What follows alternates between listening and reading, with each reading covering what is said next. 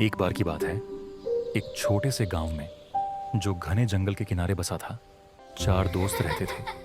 अनु, रवि, मीरा और छोटू।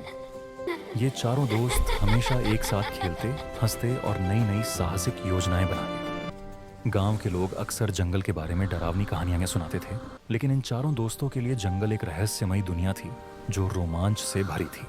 एक दिन गांव के सबसे बुजुर्ग व्यक्ति बाबा भैरवनाथ ने बच्चों को एक पुरानी किताब दिखाई। उस किताब में एक नक्शे का जिक्र था जो जंगल के बीच छिपे एक प्राचीन खजाने की ओर इशारा करता था। बाबा ने बताया कि यह खजाना सदियों से जंगल में कहीं छिपा है, लेकिन उसे पाने का रास्ता खतरों से भरा है। क्या यह सच है बाबा? अनु ने उत्साह से पूछा। हाँ मेरी बच्ची, बाबा ने मुस्कुराते हुए कहा, लेकिन खजाने तक पहुंचने के लिए साहस, बुद्धि और दोस्ती की जरूरत होगी। बस यहीं से शुरू हुई हमारी बच्चों की कहानी। चारों दोस्तों ने फैसला किया कि वे इस खजाने को ढूंढने जंगल में जाएंगे। अगली सुबह सूरज उगने से पहले वे अपने छोटे छोटे बैग में रोटी, पानी की बोतल और एक मशाल लेकर जंगल की ओर निकल पड़े। नक्शा पुराना और फटा हुआ था, लेकिन उसमें कुछ निशान और संकेत थे जो रास्ता दिखाते थे। जंगल में कदम रखते ही हवा में एक अजीब सी ठंडक थी। पेड़ इतने घने थे कि सूरज की रोशनी भी जमीन तक मुश्किल से पहुंच पाती थी। रवि, जो सबसे नन्हा लेकिन सबसे नटखट था, ने कहा, यह जंगल तो जादुई लगता है, क्या पता यहां भूत भी हो। मीरा ने उसे चिढ़ाते हुए कहा, अरे भूत वूत कुछ नहीं होता। पहला संकेत नक्शे में एक विशाल बरगद के पेड़ की ओर इशारा करता था। चारों दोस्त उस पेड़ तक पहुंचे, जो इतना बड़ा था कि उसकी जड़ें किसी किले की दीवारों जैसी लगती थीं। पेड़ के नीचे एक पुराना पत्थर था जिस पर कुछ प्राचीन अक्षर लिखे थे। अनु, जो पढ़ने में तेज थी, ने अक्षरों को पढ़ने की कोशिश की। यह लिखा है, साहस का रास्ता चुनो, डर का नहीं। तभी पेड़ की जड़ों के बीच से एक गहरा गड्ढा दिखाई दिया। छोटू ने उत्साह में उसमें झांकने की कोशिश की, लेकिन अचानक एक जोरदार आवाज आई, जैसे कोई भारी चीज जमीन पर गिरी हो। दोस्त डर गए, लेकिन अनु ने कहा, हमें डरना नहीं है, यह हमारी बच्चों की कहानी का पहला इम्तिहान है। वे गड्ढे में उतरे। अंदर एक लंबी अंधेरी सुरंग थी। मशाल की रोशनी में दीवारों पर चमकते हुए चित्र दिख रहे थे, जादुई जानवरों, उड़ते हुए पक्षियों और एक सुनहरे खजाने की तस्वीरें।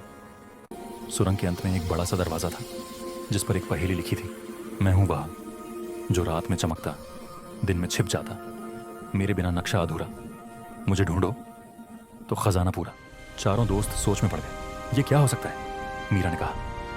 रवि ने अचानक चिल्लाकर कहा, तारा, ये तारा है, रात में चमकता है, दिन में छिप जाता है। सबने उसकी बात मानी और दरवाजे पर एक तारे के आकार का छेद ढूंढा।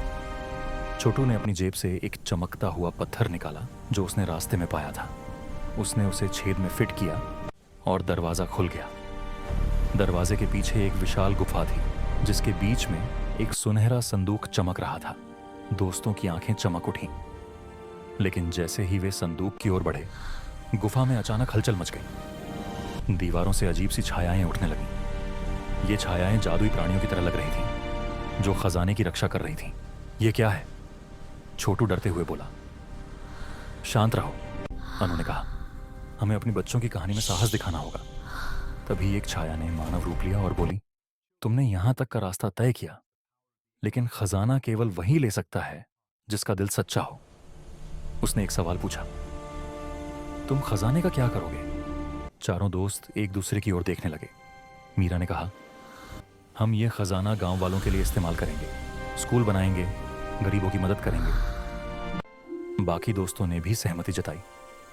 छाया मुस्कुराई और गायब हो गई। संदूक अपने आप खुल गया।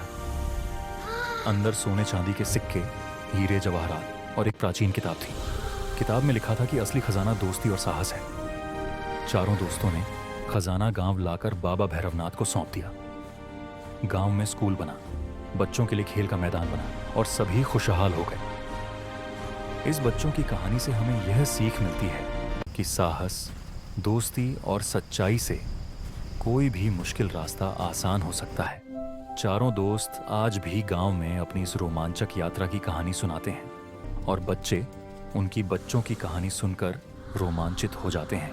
ये वीडियो आपको अच्छी लगी हो तो हमारी मेहनत के लिए वीडियो को लाइक ज़रूर कर दे और एक प्यारा सा कमेंट भी करें। साथ ही हमारे YouTube चैनल को सब्सक्राइब भी कर लें